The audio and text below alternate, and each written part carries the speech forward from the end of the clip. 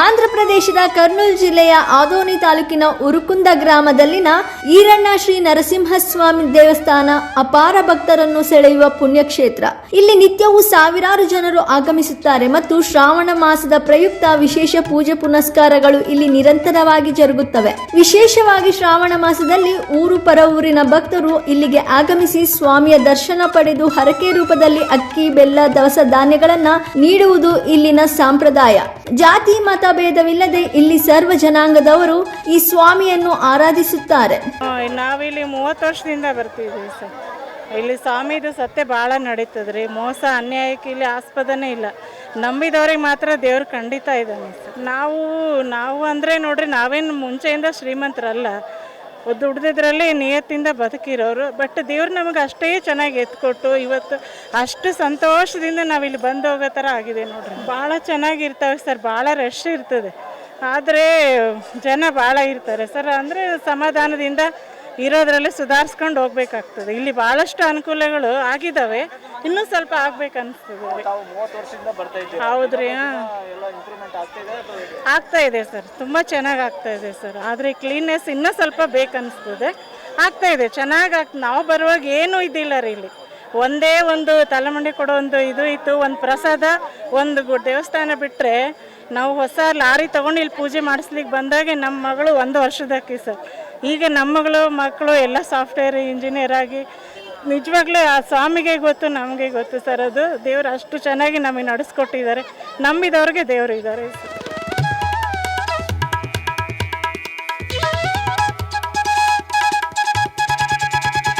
ಈರಣ್ಣ ಶ್ರೀ ನರಸಿಂಹಸ್ವಾಮಿ ದೇವಸ್ಥಾನ ಹಲವು ವೈಶಿಷ್ಟ್ಯಗಳ ಕ್ಷೇತ್ರವಾಗಿದೆ. ಸ್ವಾಮಿಯನ್ನು ನಂಬಿದರೆ ಬದುಕೆ ಬಂಗಾರವಾಗುತ್ತೆ ಎನ್ನುವುದು ಇಲ್ಲಿನ ಭಕ್ತರ ನಂಬಿಕೆ. ಈ ಪುಣ್ಯಕ್ಷೇತ್ರದಲ್ಲಿ ವರ್ಷಕ್ಕೆ 1 ಬಾರಿಯಾದರೂ ಸ್ವಾಮಿಯ ಹೆಸರಲ್ಲಿ ತಮ್ಮ ಮುಡಿಯನ್ನು ಅರ್ಪಿಸುವುದು ಇಲ್ಲಿನ ವಾಡಿಕೆ ಮತ್ತು ಪ್ರತಿ ವರ್ಷ ಇದು ನಡೆದುಕೊಂಡು ಬಂದ ಪದ್ಧತಿ. ಉರುಕುಂದ ಲಕ್ಷ್ಮೀ ನರಸಿಂಹಸ್ವಾಮಿ ಕ್ಷೇತ್ರದಲ್ಲಿ ಆರ್ಯವೈಶ್ಯ ಮಂಡಳಿ, ಆರ್ಯವೈಶ್ಯ ಸಂಸ್ಥೆಯವರದು ಇದು ಛತ್ರ. ಇಲ್ಲಿ ವಾಸವಿ ಕನಿಕಾ ಪರಮೇಶ್ವರಿ ದೇವಿ ಅಂಥೇಳಿ ಈಗ 2017ರಲ್ಲಿ ಪ್ರತಿಷ್ಠಾಪನೆ ಆಗಿರ್ತಕ್ಕಂತಹದ್ದು. ಈ ಕ್ಷೇತ್ರದ ಮಹಿಮೆ ರಾಘವೇಂದ್ರ ಸ್ವಾಮಿಗಳಕ್ಕಿಂತಲೂ ಮೊದಲನೇದಂತೆ ಹೇಳ್ತಕ್ಕಂತಹ. ಹಿಂಗೆ ದೇವಸ್ಥಾನದ ಚರಿತ್ರೆ ಕೇಳಿದಾಗ ಒಬ್ಬೊಬ್ರದ್ದು ಒಂದೊಂದು ವಿಚಾರಗಳು ಹೇಳ್ತಿರ್ತಾರಲ್ಲ, ನಿಜವಾದಂಥ ಮೂಲವಾದಂತಹದ್ದು ನಮಗೂ ಸರಿಯಾಗಿ ಗೊತ್ತಿಲ್ಲ. ಆದರೆ ಇಲ್ಲಿ ವೃಕ್ಷ ರೂಪದಲ್ಲಿ ನರಸಿಂಹಸ್ವಾಮಿಗಳಿದ್ದಾರೆ.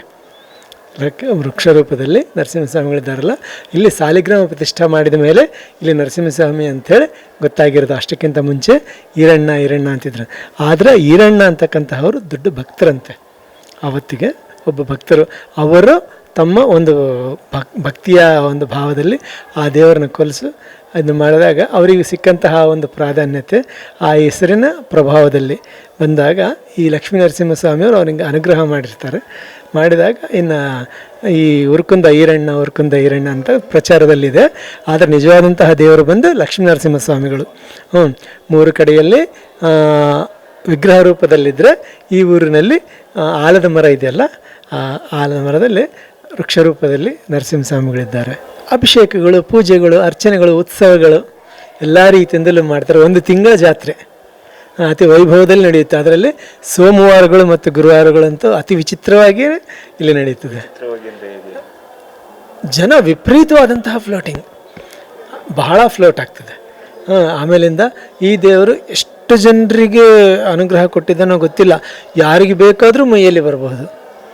ಕುಲಭೇದಗಳ ಭಾವನೆ ಇಲ್ಲ, ಜಾತಿ ಭೇದಗಳ ಪರಿವೇ ಇಲ್ಲ. ಎಲ್ಲರಿಗೂ ಇಲ್ಲಿಯ ಆ ದೇವರು ಪ್ರತಿಯೊಂದು ಕುಲಕ್ಕೆ ನೈವೇದ್ಯದ ಅರ್ಹತೆ ಕೊಟ್ಟಿದ್ದಾರೆ. ಯಾರು ಬೇಕಾದರೂ ನೈವೇದ್ಯ ಮಾಡ್ಬೋದು. ಇಲ್ಲಿಗೆ ಬರ್ತಕ್ಕಂಥ ಪ್ರತಿ ವ್ಯಕ್ತಿಗಳು ನಾವು ನೈವೇದ್ಯ ಮಾಡ್ಲಿಕ್ಕೆ ಹೋಗ್ತೀವಿ, ನರಸಿಂಹಸ್ವಾಮಿ ನೈವೇದ್ಯ ಕೊಡ್ಲಿಕ್ಕೆ ಹೋಗ್ತೀವಿ ಅಂತ.